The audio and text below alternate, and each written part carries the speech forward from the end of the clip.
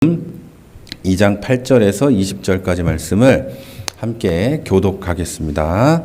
제가 먼저 8절을 보겠습니다. 그 지역의 목자들이 밤에 밖에서 자기 양떼를 지키더니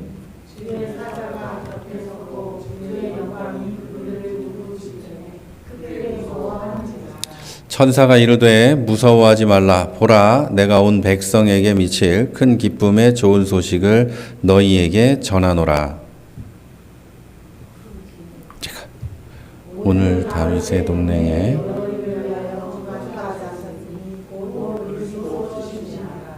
너희가 가서 강보에 쌓여 구유에 뉘어 있는 아기를 보리니 이것이 너희에게 표적이니라 하더니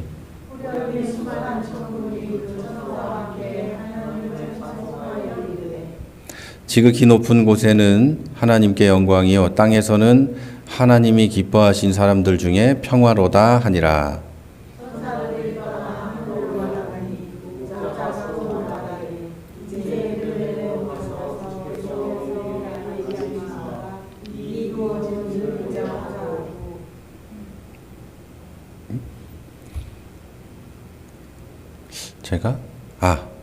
이게 숫자를 제가 잘못 써놓은 겁니다. 여기 빨리 가서 마리아와 요셉과 구유에 누인 아기를 찾아서 보고 천사가 자기들에게 이 아기에 대하여 말한 것을 전하니 듣는 자가 다 목자들이 그들에게 말한 것을 놀랍게 여기되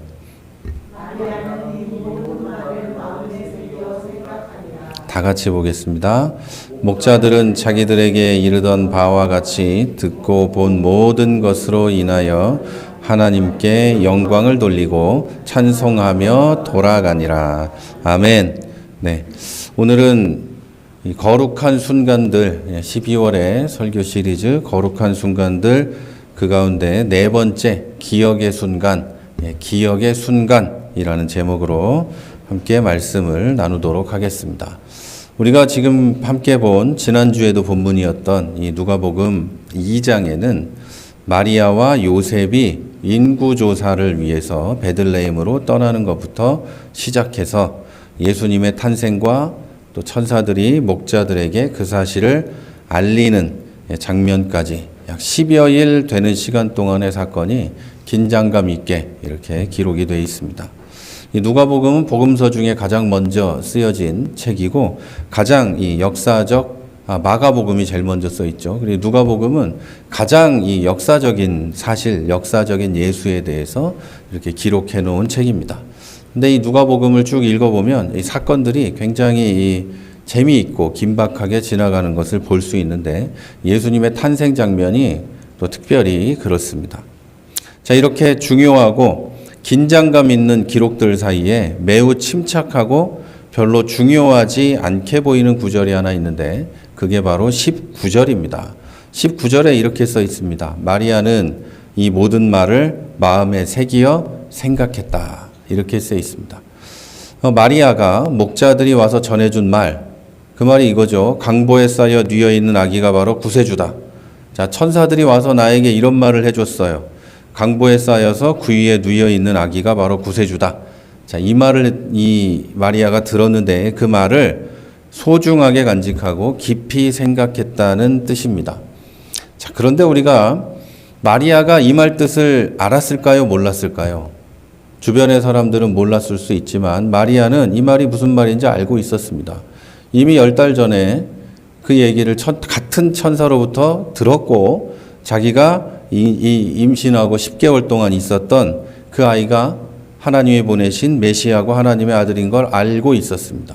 임마누엘, 그러니까 하나님이 우리와 함께 하시는 증거, 예수 그리스도라는 걸 이미 알고 있었어요. 그러니까 목자들이 와서 하는 얘기가 새로운 얘기는 아니에요. 요셉도 마리아도 그 사실에 대해서는 정확히 알고 있었습니다. 그러면 마리아는 도대체 뭘 마음에 새기고 뭘 생각을 했을까요? 자, 말씀이 나에게 진짜로 이루어졌구나. 이 목자들이 뛰어와서 얘기하는 거 보니까 진짜구나. 하나님 감사합니다. 요 정도 했으면 모를까. 마리아는 깊이 새기고 소중히 간직하고 생각을 했어요. 그럼 마리아는 무엇을 소중히 여기고 무엇을 생각하게 됐을까? 마리아가 뭘 생각했는지는 안 써 있으니까 지금부터는 우리가 고민하고 생각해 볼 문제입니다. 그러려면 한 10달 전쯤으로 돌아가서 마리아는 어땠을까를 한번 생각해 봐야 합니다. 자, 마리아는 우리와 다를 것이 없는 그냥 사람입니다. 그것부터 우리가 시작을 해야 돼요. 그리고 한 나이가 많으면 15살쯤 되는 어린 아이였어요. 그리고 좀 어리다면 12살 정도 되는 아이라고 볼 수 있겠죠. 마리아는 처음에 천사로부터 수태고지, 그러니까 예수님이 임신될 거라는 얘기를 들었을 때 당황했어요. 하지만 하나님 말씀에 즉시 순종해서 지난 9개월간의 임신 기간을 보냈습니다. 이제 거의 만삭이 되었죠. 그 임신 기간 동안 마리아는 어떤 생각을 했을까요? 여러분이라면 민족과 인류를 구원할 메시아가 나의 뱃속에 있고 내가 그 엄마다. 자, 이 생각을 하면서 9개월의 임신 기간을 보낼 텐데 그럼 여러분이라면 어떤 생각을 할까요? 모르긴 해도 하나님께서 민족에게 주실 평화 그리고 우리 민족에게 주실 영화 이런 걸 기대하고 자기 자신에게 찾아올 메시아의 어머니로서의 영광스러움 같은 것도 소망하고 있었을 겁니다.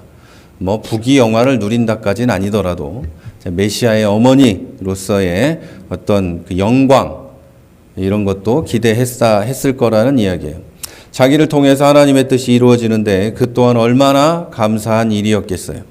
그 소망과 감사를 품고 9개월 동안 사람들의 정죄의 눈초리를 견디고 주변에 좋지 않은 이 시선과 말들을 견디면서 살아왔을 겁니다.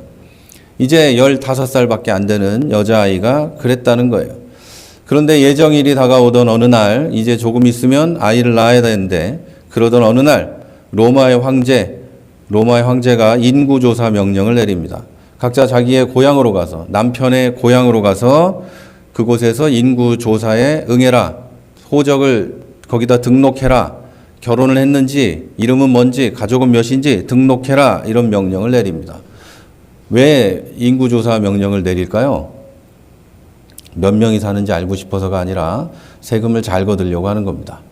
자, 그래서 이 로마의 황제가 이 유대인들에게도 이스라엘에도 세금을 잘 걷기 위해서 그 명령을 내리니 요셉의 입장에서도 마리아의 입장에서도 그걸 안 할 수는 없었어요. 그래서 인구조사를 위해서 베들레헴 곧 다윗의 동네에 다윗의 후손이었던 이 요셉은 베들레헴까지 가야만 했어요. 자, 나사렛에서 베들레헴까지는 160km 정도 됩니다.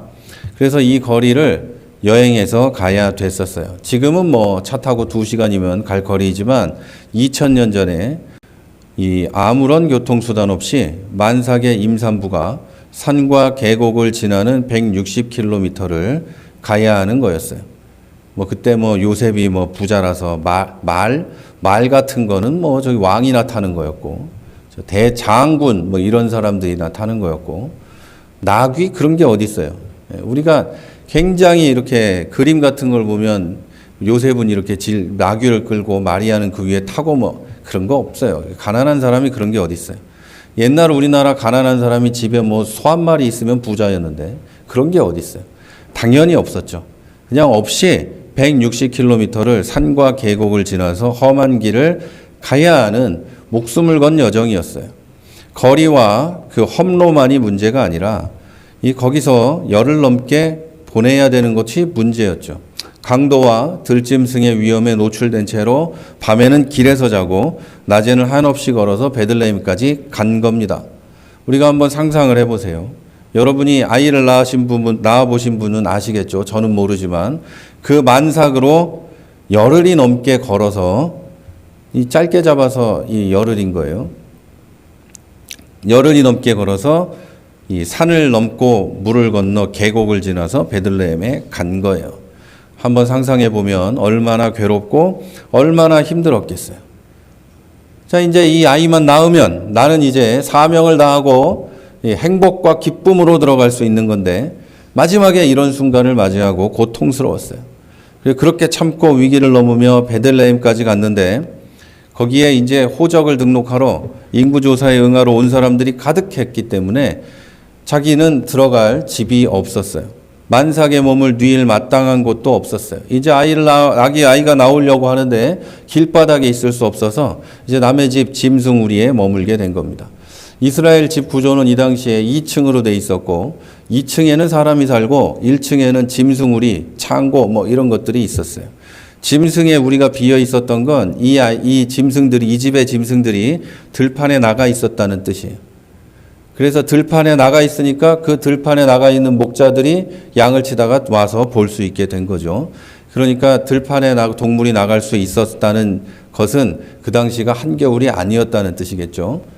봄에서 가을 사이가 예수님이 태어나신 때라는 이야기입니다. 절대 이 시기 겨울 이때가 예수님이 태어난 날은 아니라는 거예요.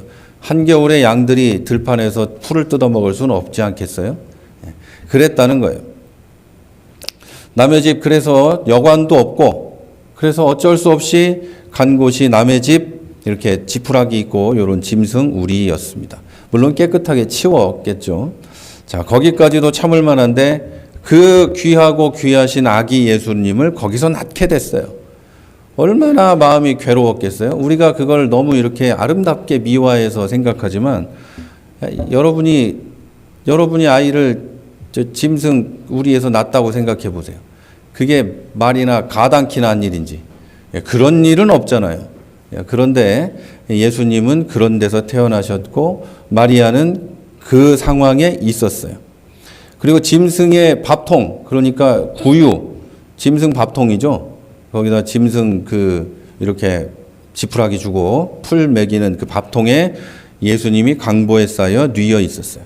그때 마리아는 어떤 생각을 했을까요? 이제 너무너무 행복하고 좋다 이랬을까요? 아니면 얼마나 기가 막히고 황망스럽고 참담한 기분이었을까요? 여러분도 한번 자기 스스로 생각을 해보세요. 내 첫째 아이를 거기서 낳았다면. 자, 그런 상황에서 갑자기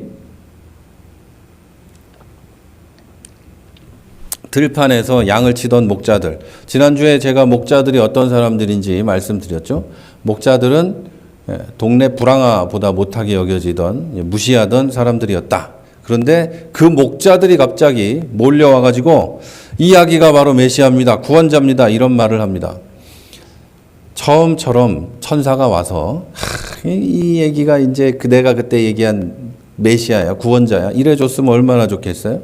그런데 갑자기 부정하고 부정한 사람들이 더럽다고 여기고 이 시체를 맨날 만지고 그런 목자들이 나타나서 이야기가 바로 메시아라고 하는 거예요.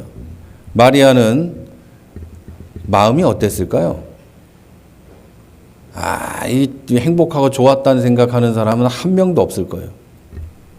사람들은 그 말을 듣고 많이 놀랐어요.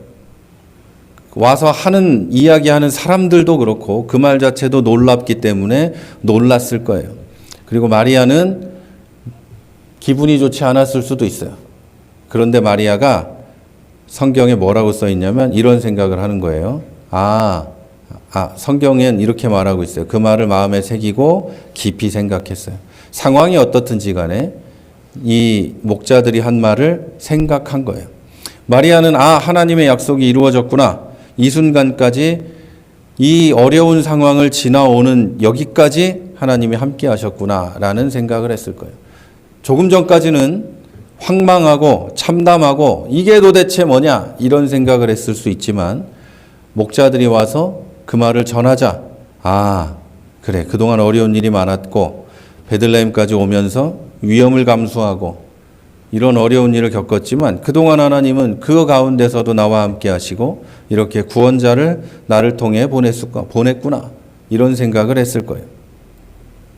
지금 함께 계신 하나님이 처음부터 지금까지 매 순간순간마다 함께 계셨다는 생각을 하고 그 생각을 마음에 새겼을 거예요. 자, 오늘은 1년의 마지막 주일입니다. 지난 1년을 돌아보시면서 어려운 순간, 괴로운 순간, 기쁜 순간에 하나님이 함께 하셨는지를 한번 생각해 보시기 바랍니다. 순간을 기억하지 않으면 그 순간은 그냥 지나가 버려요. 순간을 기억하면 그 순간은 추억이 되고 나에게 가슴에 깊이 새겨지지만 순간을 기억하지 않으면 순간은 잊혀져 갑니다. 하나도 기억하지 못했던, 생각도 못했던 순간에 하나님이 함께 하셨기 때문에 여러분이 오늘 지금까지 오실 수 있었던 거죠. 내가 도저히 이해할 수 없는 방법이고 정말로 중요하지 않은 일 같아서 생각지도 못했지만 하나님은 나와 함께 하신다는 그 약속을 지켜 오신 겁니다. 여러분이 한번 생각해 보시기 바랍니다. 지난 1년 동안, 지난 평생 동안 하나님은 나와 함께 하신다는 약속을 지켰나 안 지켰나 한번 생각해 보시기를 바랍니다. 저도 한번 인생을 돌아보면 참 많은 일도 있고 모든 순간에 하나님이 동행하셨다는 것을 알 수 있습니다. 하지만 생각해 보면 그때 하나님이 나와 함께 계셨지라고 떠올릴 수 있는 기억은 그렇게 많지 않습니다.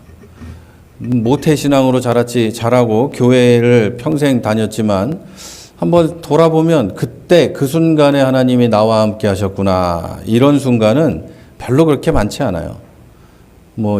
한 10손가락 안에 꼽을까? 정말 깊이 매번 막 그냥 몇 시간을 생각해야 10개 정도 될까? 이렇게 될 거예요. 그래서 한번 생각을 왜 그렇게 생각이 안 나나 해봤더니 그 순간에, 그때 그 순간에 하나님이 함께 하셨구나. 하나님이 이 일을 하셨구나. 라는 생각을 하지 못했기 때문이에요. 그냥 지나쳤기 때문이죠. 하나님이 이 일을 이루셨구나. 라는 생각을 하지 못하고 그냥 지나가 버렸기 때문에 이 마음속에 그 순간들이 기억나지 않는 거예요. 그래서 오늘 설교의 제목이 기억의 순간인 거예요. 기억해야 기억에 남고 기억해야 감사할 수 있고 그 순간을 기억해야 하나님이 함께 했다는 걸 앞으로도 함께 하신다는 걸 앞으로도 믿을 수 있다는 거죠. 그 많지 않은 기억 가운데 저한테는 정말로 중요한 기억이 하나 있습니다. 많지 않은 기억 가운데 제가 군대에 있을 때 있었던 얘기가 하나 있어요. 저는 군대 생활을 인간적으로는 참 억울하게 시작을 합니다. 지금은 없어진 의정부에 가면 306 보충대라고 있어요. 306 보충대로 남들 다 가는 논산으로도 못 가고 거기로 가서 군 생활을 시작을 합니다. 거기서 이제 뒷 배경이 좋은, 그러니까 아버지 어머니의 배경이 좋은, 우리 때는 그랬어요. 지금은 그러지 않지만 아버지 어머니 배경이 좋은 아이들 덕분에 군악대를 2번 못 가고 사단교회의 군종병을 1번 밀렸습니다. 사단교회 군종병은 얼마나 기가 막혔냐면 참 편하거든요. 거기 가면 교회에서 그냥 교회 일을 하면 돼요. 참 편한데 교회를 다니지도 않는 사단장 아들이 그 자리에 들어간 거예요. 교회를 안 다니는 사단장 아들이 사단교회 군종병으로 가서 거기서 놀았어요. 그래서 티오가 없어가지고 제가 못 갔어요. 그래서 제가 이 훈련을 하고 갔던 곳이 훈련 많고 많이 걷기로 유명한 8사단 오뚜기 부대였습니다. 지금은 차 타고 다니는 부대지만 그때는 몇십 킬로미터가 되든 100킬로가 되든 걸어가는 그런 부대를 갔죠. 그날도 어김없이 이 수십 킬로미터를 걸어서 공군 지상군 합동훈련장에 도착을 했어요. 그리고 거기서 하루를 지내고 훈련을 하게 됐는데 거기까지 가는 게 힘들지 거기에 하는 훈련은 그렇게 힘들지 않습니다. 이 총 실탄을 가지고 하는 훈련이라 좀 긴장이 되긴 하지만 평소에 보지 못하는 대포 사격하는 거, 그리고 탱크가 막 달려가면서 사격하는 것도 보고 헬리콥터 사격도 구경하고 전투기가 날아다니면서 폭격하는 것도 구경하는 굉장히 재밌는, 여러분은 뉴스에서나 볼 수 있는 스펙타클한 장면을 실시간으로 보는 그런 재밌는 훈련이었어요. 그래서 재밌게 구경하고 걸어서 다시 돌아오면 되는 훈련이었죠. 그래서 우리 소대의 20명은, 이 24명은 각자 자기가 쏴야 되는 총을 다 쏘고 언덕 너머에서 누워서 이제 쉬면서 하늘에서 헬리콥터 비행기들의 사격을 보고 있었습니다. 재밌거든요. 폭격하고 막 이렇게 하는 게 재밌어요. 그걸 보고 있었는데 잠시 후에 여러분 잘 모르실지 모르지만 4.2인치 박격포, 그러니까 사람이 못 메고 다녀서 차에다 싣고 다니는 이 포사격이 시작이 됐어요. 영화에서 보면 여러분 대포가 날아오는 소리가, 이 포탄 날아오는 소리가 영화에서는 어떻게 이 표현이 되죠? 휘파람 소리가 나죠? 이런 소리가 납니다. 그런데 진짜 휘파람 소리가 들리는 거예요, 이제. 누워서 구경을 하는데 휘파람 소리가 들리는 거예요. 제가 이 훈련을 여러 번 했지만 그렇게 가까이에서 그 소리를 들은 게 처음이었어요. 그리고 소리가 점점 가까워지는 거예요.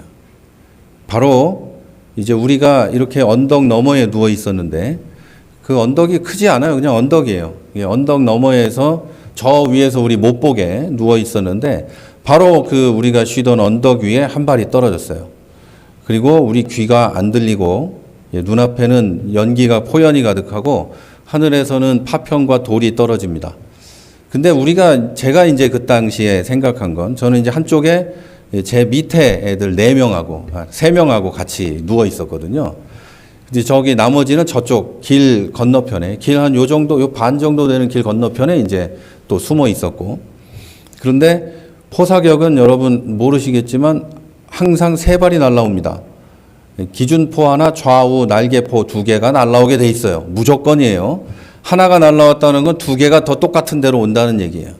그래서 2발이 더 날아올 거고 그 2개는 반드시 우리한테 떨어질 거라서 우리가 피할 시간도 없어요. 금방 날라오니까 배수로 바닥에 엎드려 있었거든요. 이렇게 여기 길이 있고 배수로가 한 50cm, 1m까지는 안 되고 우리 다리 허벅지 정도, 요 정도 깊이에 파여 있는데 거기에 이렇게 누워서 있다가 바짝 이제 엎드려서 나머지 2발을 기다렸습니다.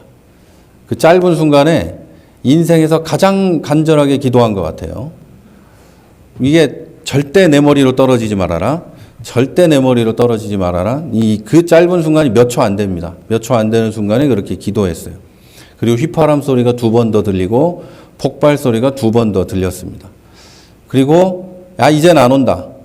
빨리 피해야 된다 생각하고 나머지 이제 애들을 데리고 나머지 이제 소대원이 있는 대로 달려가는데 여전히 귀도 안 들리고 앞도 안 보이고 아비규환이야, 아비규환.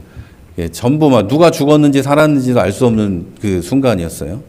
그리고 나서 이제 다 피해서 연기가 거친 후에 제가 있던 곳에서 연기가 거친 후에 다 같이 모여가지고 우리가 있던 그 곳을 이렇게 길이 한 요 정도 반 정도 되는 그 길인데 거기를 바라보니까 여기서 한 요만큼 정도 되는 2, 3m 되는 그 거리부터 이 구멍이 파져 있었어요. 포탄 떨어진 게 여기 하나, 여기서 한 7, 8m 떨어진 데 하나. 그러니까 우리는 여기 배수로에 이렇게 숨어 있었죠. 그래서 여러분 이 박격포는 살상 반경이 40m예요. 그리고 비산 각도가 이제 한 요렇게 포탄이 파편들이 날아가게 되는데 우리는 요 밑에 숨어 있어서 살았던 거죠. 그래서 산 거예요. 사격 통제탑 쪽에서 이제 앰뷸런스가 달려 내려오고 지휘 통제실 무전이 이렇게 쳐졌어요. 2소대 전원 사망 또는 중상 이렇게 상부에 보고가 올라갔죠. 왜냐하면 우리는 거기 있는 걸 그 사람들이 알고 있었으니까 정확히 우리한테 떨어졌어요. 정확히 그 자리에 다 그 3발이 떨어졌어요. 그리고 언덕 위에는 우리 중대장이 서 있었는데 중대장하고 이 통신병이 이렇게 서 있는데 포탄이 날아오는 거죠. 이 중대장이 얘기해 준 거예요. 나중에 포탄이 자기한테 날아오고 있어서 이 통신병을 발로 차서 언덕 밑으로 굴러 떨어뜨리고 자기도 굴러서 살았다. 이렇게 얘기를 했었죠. 근데 재밌는 게 아니라 이 다행스러운 것은 우리들 가운데 한 명도 다친 사람이 없었어요. 그날 저녁에 우리 부대의 대대장이 우리 소대에 찾아와서 이런 말을 합니다. 너희가 무사한 것은 하나님 은혜고 다 훈련 출발 전에 기도했던 최전도사 덕분이다. 이렇게 이야기를 했어요. 자, 그리고 그 전까지는 생각을 안 했는데 그 말을 듣고서 그 전까지는 이제 포 쏜 놈 욕하고 왜 이게 도대체 여기 떨어질 일이 없는데 왜 떨어졌나를 다 같이 모여서 욕을 하고 있었어요. 그리고 그 포 쏜 부대에 이제 그 포반장이라고 있어요. 하사관인데 하사관이 찾아와서 이제 상황을 살피러 왔을 때 우리 이제 중대에 그 행정보급관이라고 있어요. 이 사람은 상사인데 이 상사가 그 이제 중사였어요. 포반장을 그렇게 많이 때렸어요. 그렇게 많이 때렸어요. 그래서 그걸 보면서 시원하다. 야, 우린 다 죽을 뻔했는데 그리고 우리 중대장이 군생활 내내 처음으로 아이스크림을 사줬죠. 한 번도 뭘 사주는 사람이 아니에요. 아이스크림을 사줬어요. 그러면서 이제 누구 욕도 하고 기분 좋게 있으면서 다행히 이제 살았다 이러면서 모두 다 그러고 있을 때 대대장이 찾아와서 이 말을 한 거예요. 너희가 무사한 건 모두 하나님 은혜고 다 출발 전에 기도한 최전도사 덕분이다. 이렇게 얘기한 거예요. 그때 가서야 생각을 한 거예요. 아, 하나님이 살려주셨구나. 조금만 이 다른 자리에 있었으면은 다 죽었겠구나. 다 죽는 건 고사 나도 죽었겠구나. 이런 생각을 하게 됐어요. 그리고 나서 이제 아쉽게 생각이 들었던 건 그날 이후로 훈련 때마다 기도를 해야 됐다는 거예요. 훈련 때마다 나가서 기도하고 시키는 대로 해야 됐다는 거죠. 비가 오면 훈련 출발할 때 비 오면 비 그치라고 기도해야 되고 눈 오면 눈 그치라고 기도해야 되고 더우면 시원하라고 추우면 따뜻하라고 기도해야 됐어요. 이제 그때 한번 그랬으니까 계속 기도를 하라고 한 거예요. 그리고 이제 그 훈련이 끝나고 나서는 이제 비가 와서 걸어가야 되는데 비가 와서 가기 힘든 상황에 대대장이 또 앞으로 나와라 너 기도해봐라. 기도를 했더니 하늘이 갈라지며 비가 그쳤다는 얘기예요. 그리고 나서부터 계속 그런 기도를 시켰어요. 이제 제가 그 기도를 하면서 비가 그칠 거라고 믿었을 거라고 생각하지 않으시죠? 믿지 않았어요. 야, 설마 기도한다고 무슨 비가 그치겠냐, 눈이 그치겠냐 이러면서 기도를 하는데 그 가운데 대부분은 기도가 응답됐어요. 놀라운 일이죠. 그리고 나서 제가 처음 우리 대대의 교회에 군종병이 됐을 때 주일 예배 한 20명 나왔는데 이 일이 있고 나서 교회 대대원이 한 450명 정도 되는데 그 중에 거의 다 교회를 나왔어요. 교회 예배당에 자리가 없어가지고 밖에서 이렇게 앉아가지고 예배드리고 이런 상황까지 됐었죠. 맨 처음에 장교들부터 교회를 나왔는데 정말 흥미로운 건 그 중에 딱 한 명이 교회를 안 나왔어요. 우리 중대장. 이 사람만 교회를 안 나왔어요. 나머진 다 나왔죠. 이 거짓말 같은 얘기는 실제로 제가 겪은 얘기예요. 실제로 겪은 얘기인데 저도 한 20몇 년이 지났기 때문에 안 믿어지는 얘기예요. 완전히 운이 없어서 그 힘든 부대의 소총수로 군 생활을 시작했고 거기서 군종병이라고 훈련이 없는 게 아니라 훈련도 다 하고 근무도 다 쓰면서 군종병으로도 일을 해야 됐어요. 운이 없었죠. 그러나 하나님은 그 가운데도 함께 계시면서 우리를 지켜주셨고 그것을 통해서 하나님이 하실 일을 하셨다는 거예요. 복음을 전하셨다는 거죠. 자, 지난 한 해에 여러분이 많은 일을 겪으셨을 거예요. 그 많은 일들을 다 기억할 수 없겠지만 그 가운데 하나님이 함께 하셨구나라는 생각을 하게 만드는 일도 있었을 거예요. 그런데 정말 큰 일을 겪다 보면 놀랍고 황망스러운 일을 겪다 보면 이 가운데 하나님이 함께 한다는 생각을 하지 못할 때가 더 많아요. 그때 주변 사람들이 얘기할 수도 있어요. 야, 하나님이 함께 하셨나 보다. 하나님이 이런 일을 하셨나 보다. 이런 얘기를 할 수 있어요. 저도 그 대대의 전도사로 일하고 군종이었지만 대대장은 집사님이었지만 대대장 애들 과외도 해줬어. 그 바쁜데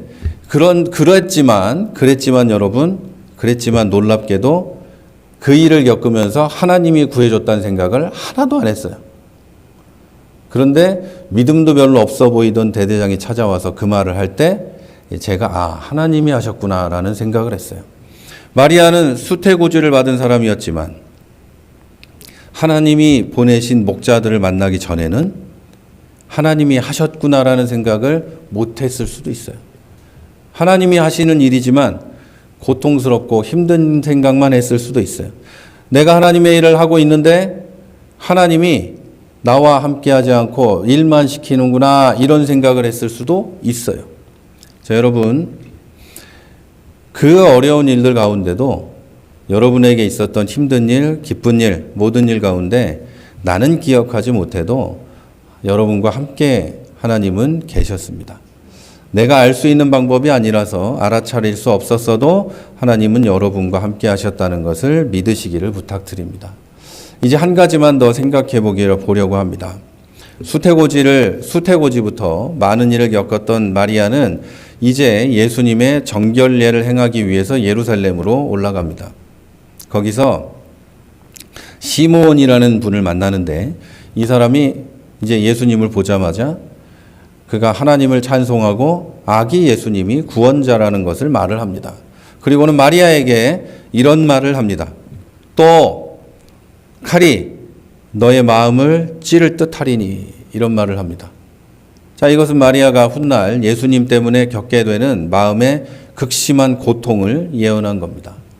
자, 마리아는 수태고지를 받는 날부터 아이가 태어날 때까지 고생하다가 이제 그래도 영광스러운 이 아이가 나에게 왔으니 나라를 구원할 뿐 아니라 민족의 영광이 되고 나에게도 영광스러운 일이겠지라는 생각을 했을지 모르는데, 낳은 지 8일 만에 성전에 갔을 때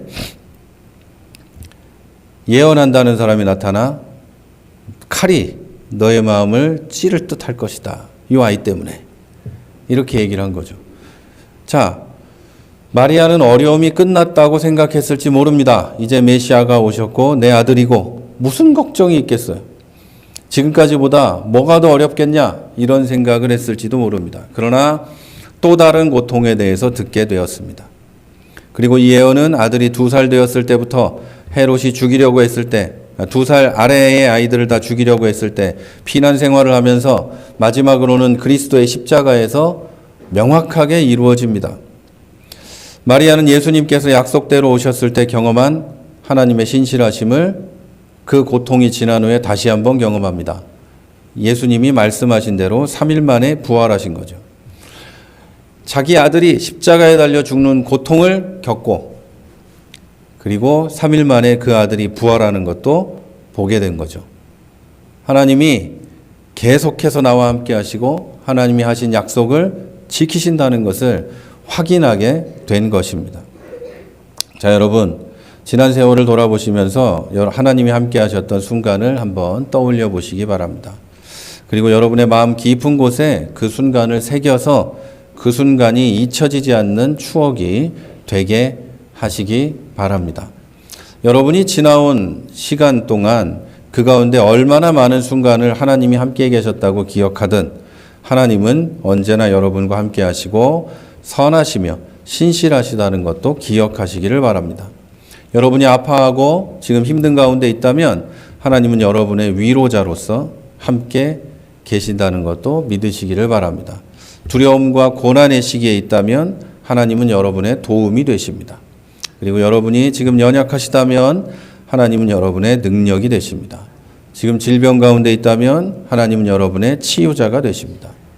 만약에 여러분이 사람에게 치이고 사람과의 관계에 어려움을 겪고 있다면 하나님은 여러분에게 다시는 만나지 못할 좋은 친구가 되어 주실 겁니다. 자, 이제 며칠이 지나면 새해가 됩니다. 여러분이 어디에서 무엇을 하든 하나님은 그곳에서 여러분과 함께 계실 줄 믿습니다. 여러분이 하나님의 사랑을 얻기 위해서 더 많이 하나님의 은혜를 받기 위해서 하셔야 될 일은 전혀 없습니다. 하나님은 그 자체가 사랑이시며 여러분을 사랑하시되 단 한순간도 쉬지 않으시며 완전히 사랑하신다는 것을 믿으시고 확신하고 확인하는 한 해가 되시기를 바랍니다. 그 확신을 가지고 여러분 새해를 맞이하시기 바랍니다. 자, 그래서 하나님의 동행을 놓치지 말고 기억해서 지금도 하나님이 함께 하시는구나. 지금도 하나님이 함께 하셨네. 이렇게 여러분 기억하셔서 매일매일 추억으로 만들어 놓으시기를 바랍니다. 일평생 교회를 다녔지만 아무리 많이 생각해도 10개가 안 되는 저같이 불행한 인생을 살지 마시고 여러분 앞으로 수많은 하나님과의 동행의 추억을 만들어 놓으시길 바랍니다. 사진을 찍을 수 없는 추억이지만 여러분 마음에 새겨서 늘 기억나는, 어려울 때 기쁠 때 늘 기억나는 그런 아름다운 추억을 만들어 놓으시기를 바랍니다. 그리고 1년에 얼마 남지 않은 시간에 1년을 돌아보시면서 1년 동안 하나님과 함께 했던 추억들을 한번 적어보는 그런 시간도 가져보시면 좋겠습니다. 자, 그 추억들을 통해서 이제 내년에는 더 많은 하나님과의 추억을 만들고 내년 말에는 더 큰 감사와 찬양을 드릴 수 있는 우리 모두가 되시기를 주님의 이름으로 축원합니다.